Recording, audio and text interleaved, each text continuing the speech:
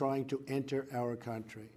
We are out of space to hold them, and we have no way to promptly return them back home to their country. America proudly welcomes millions of lawful immigrants who enrich our society and contribute to our nation. But all Americans are hurt by uncontrolled illegal migration.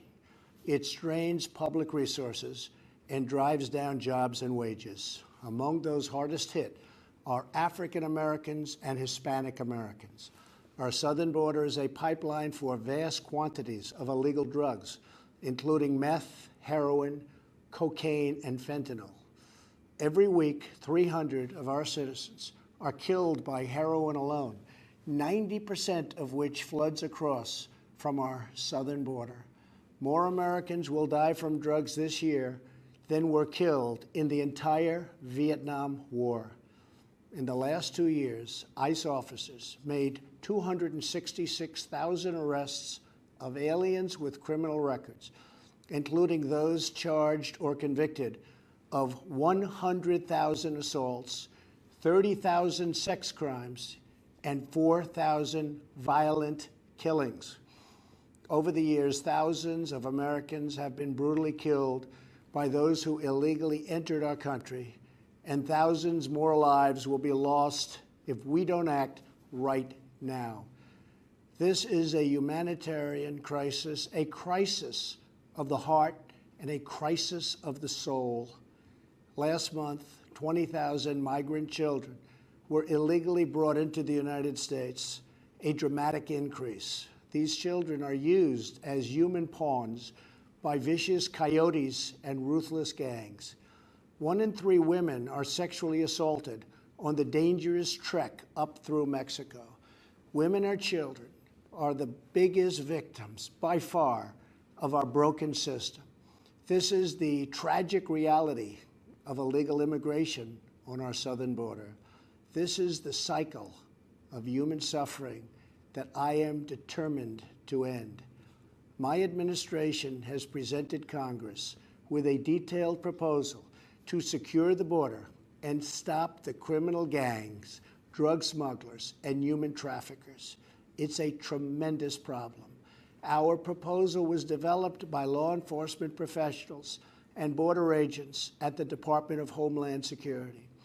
These are the resources they have requested to properly perform their mission and keep America safe, in fact, safer than ever before. The proposal from Homeland Security includes cutting-edge technology for detecting drugs, weapons, illegal contraband, and many other things. We have requested more agents, immigration judges, and bed space to process the sharp rise in unlawful migration fueled by our very strong economy.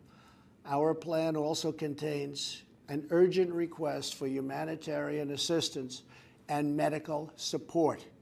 Furthermore, we have asked Congress to close border security loopholes so that illegal immigrant children can be safely and humanely returned back home. Finally, as part of an overall approach to border security, law enforcement professionals have requested $5.7 billion for a physical barrier. At the request of Democrats, it will be a steel barrier rather than a concrete wall. This barrier is absolutely critical to border security. It's also what our professionals at the border want and need. This is just common sense. The border wall would very quickly pay for itself. The cost of illegal drugs exceeds $500 billion a year, vastly more than the $5.7 billion we have requested from Congress. The wall will also be paid for indirectly by the great new trade deal we have made with Mexico. Senator Chuck Schumer, who you will be hearing from later tonight, has repeatedly supported a physical barrier in the past, along with many other Democrats. They changed their mind only after I was elected president. Democrats in Congress have refused to acknowledge the crisis, and they have refused to provide our brave border agents with the tools they desperately need to protect our families and our nation. The federal government remains shut down for one reason, and one reason only, because Democrats will not fund border security. My administration is doing everything in our power to help those impacted by the situation. But the only solution is for Democrats to pass a spending bill that defends our borders and reopens the government.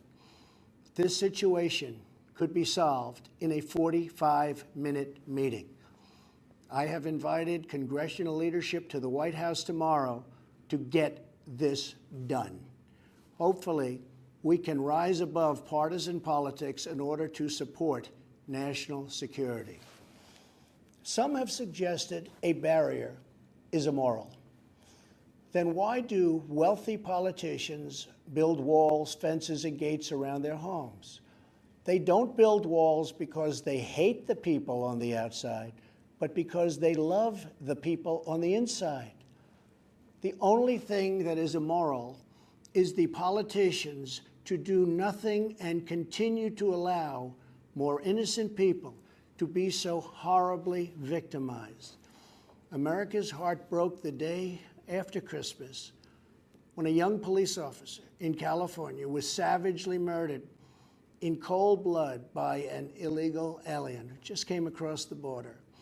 The life of an American hero was stolen by someone who had no right to be in our country.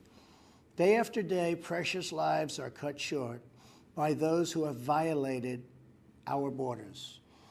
In California, an Air Force veteran was raped, murdered, and beaten to death with a hammer by an illegal alien with a long criminal history. In Georgia, an illegal alien was recently charged with murder for killing, beheading, and dismembering his neighbor. In Maryland, MS-13 gang members who arrived in the United States as unaccompanied minors were arrested and charged last year after viciously stabbing and beating a 16-year-old girl. Over the last several years, I've met with dozens of families whose loved ones were stolen by illegal immigration. I've held the hands of the weeping mothers and embraced the grief-stricken fathers. So sad, so terrible. I will never forget the pain in their eyes, the tremble in their voices, and the sadness gripping their souls. How much more American blood must we shed before Congress does its job? To those who refuse to compromise in the name of border security, I would ask, imagine if it was your child, your husband, or your wife whose life was so cruelly shattered and totally broken. To every member of Congress, pass a bill that ends this crisis. To every citizen, call Congress and tell them to finally, after all of these decades, secure our border. This is a choice between right and wrong, justice and injustice. This is about whether we fulfill our sacred duty to the American citizens we serve. When I took the oath of office, I swore to protect our country, and that is what I will always do. So help me God. Thank you and good night.